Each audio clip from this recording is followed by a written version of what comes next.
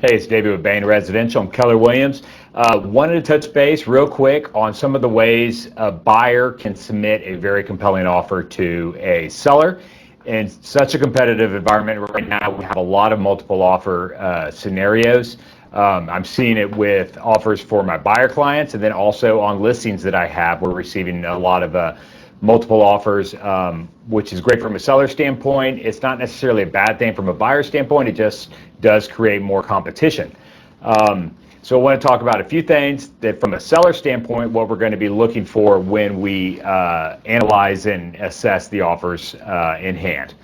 So first and foremost, the one that everyone thinks of is the price. Of course, that's a very important part of the offer and is oftentimes considered just the most important part, which may or may not be true. It just depends on the seller's needs and what's important to them outside of price. So when we have a multiple offer situation, I advise my buyers and I tell my sellers to expect that we're going to have offers over asking price. So when you're preparing an offer for a home that is that has multiple offers, expect to go ahead and submit an offer price over asking, sometimes over 5%, 10%, and I've seen it even go up from there. But generally speaking, it's going to be somewhere in 5 to 10% that the winning offer is going to be. Associated with that, related to that, is the appraisal waiver. When I'm representing a seller and we have multiple offers, I'm always looking for an appraisal waiver, either a full waiver or a partial waiver. And the appraisal waiver basically guarantees any difference between the offer price and the appraised value of the home. And a partial appraisal waiver does the same thing, but the buyer sets a floor on what that appraisal must be in order for them to cover any difference. There's some details associated with that, which I'll go into more specifically with my clients. And if you have questions, reach out and I'll let you know and we can talk about it more specifically. Also related to the offer is I look at earnest money for my selling clients. The earnest money is the amount of money that the buyer puts down in escrow with the title company to be held until close of the deal, and eventually it goes towards the purchase of the home. Now, a typical deal will see about 1% of the sale price in earnest money. In a multiple offer situation, I always recommend to my buyer clients, and I always look for my seller clients, an offer that has more than 1%, 2%, 3%, 4%.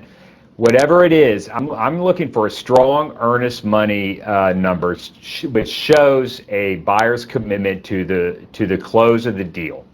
So the earnest money is at risk. It's a large amount of money, and the more money in the pot, the less likely the buyer is to withdraw from the offer. So we're going to always consider the earnest money on both the buyer and the seller side. We're also going to look at the title and who pays for that. Stuff like there's some typical things like the survey and the title that oftentimes go to a seller on the closing disclosure and is allocated to their cost. In a multiple offer situation, chances are I'm going to suggest to my buyer clients that they offer to pay for the title policy. And that range varies, of course, from a couple $1,000 for a entry-level property to several tens of thousands for high-end luxury properties, just depending on the price.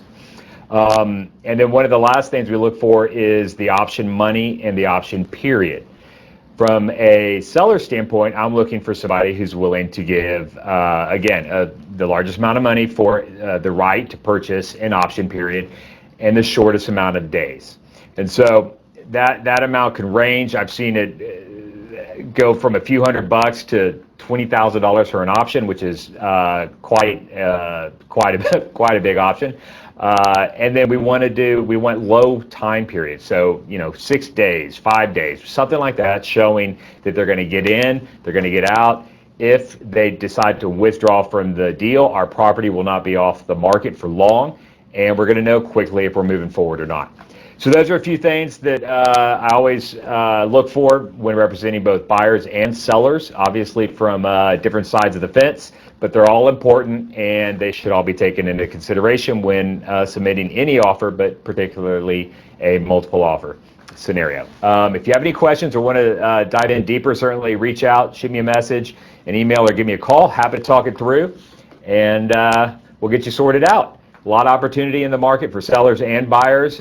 We just got to work a little harder for it sometimes, and we're ready to do that for you. Thanks so much. Bye.